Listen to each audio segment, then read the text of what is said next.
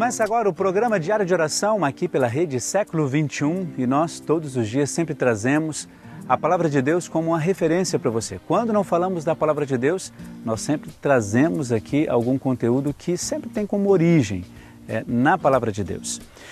Falamos sobre Jesus e aqueles que acompanharam Jesus durante a sua vida pública e depois desta vida pública de Jesus, depois da sua morte, da sua ressurreição e ascensão, eles deram a continuidade ao projeto de Jesus em todos os lugares por onde passavam.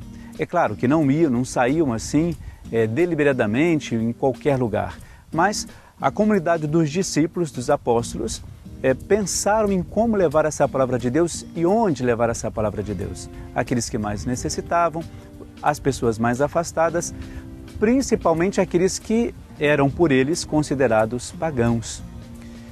O papel fundamental depois da morte de Jesus foi o dos discípulos, dos seus apóstolos.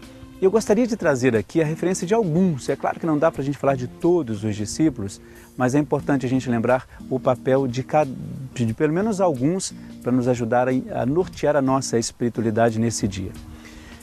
Pedro é um dos que nós mais conhecemos e sobre o qual nós mais falamos.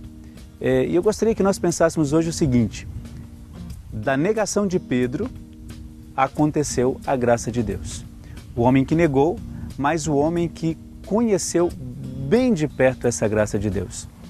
Claro, quando a gente fala de graça de Deus aqui, a gente se refere à misericórdia e ao perdão que Jesus estabeleceu sobre esse homem, acolhendo-o mesmo a partir daquilo que ele tinha feito. E é bom a gente lembrar disso, sabe por quê? Pedro, ele tem assim a consciência de que ele não era o homem perfeito para ser o apóstolo ou para ser o discípulo, porque ele é um homem muito ríspido, muito difícil de convivência. E ao mesmo tempo um homem que dizia aquilo que era necessário ser dito e falava aquilo que vinha à sua mente, sabendo também, claro, da responsabilidade sobre isto.